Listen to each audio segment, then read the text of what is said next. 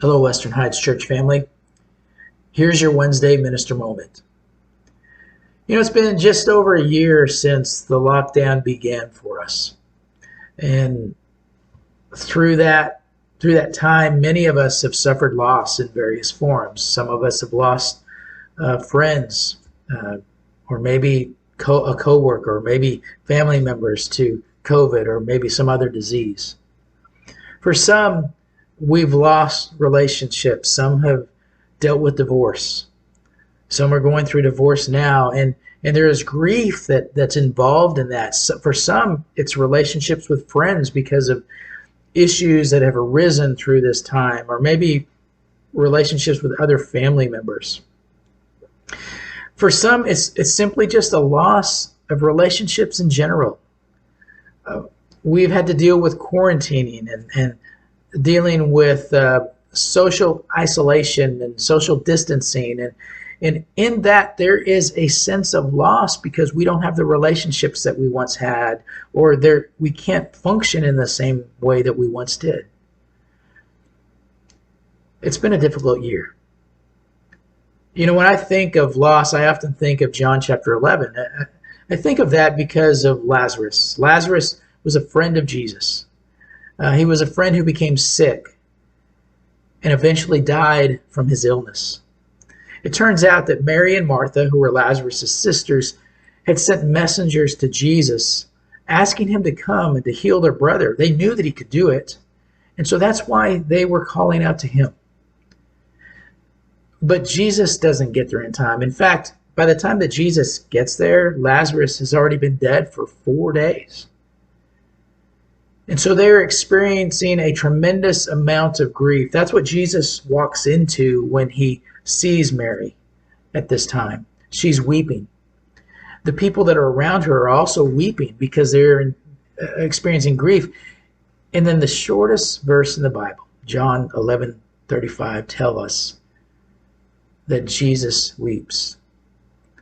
Now, I would imagine that after Lazarus died, Mary and Martha were experiencing or asking the question, why? Why did this happen? Why did God not answer our prayers? Why didn't Jesus get here fast enough? He could have healed Lazarus. Why was he not here?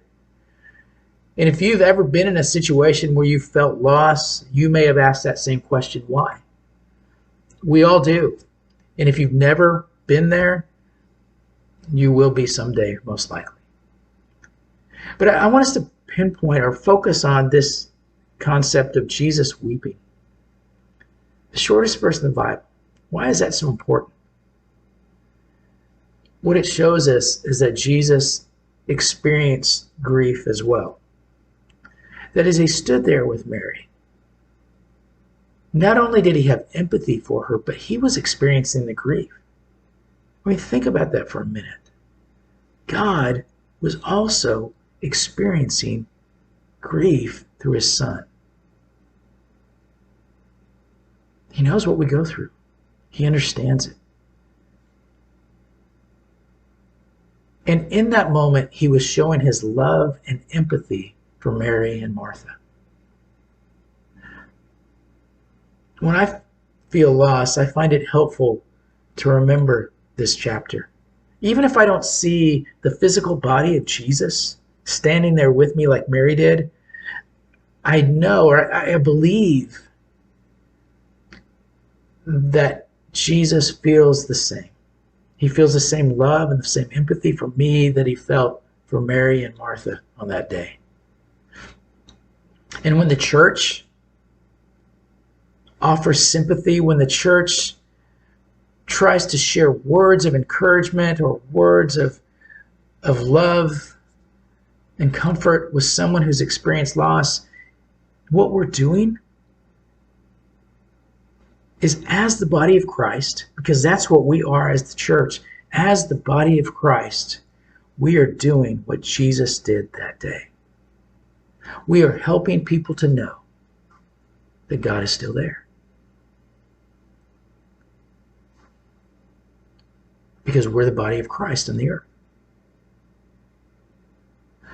Paul says this in 1 Corinthians chapter 12, verse 26. He says, if one member suffers, all suffer together. If one member is honored, all rejoice together. That's what God calls us to do.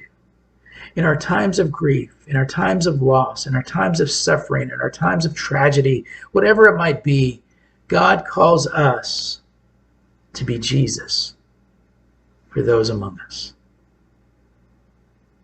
So let's be mindful that even if your words are inadequate, even if you don't know what to say,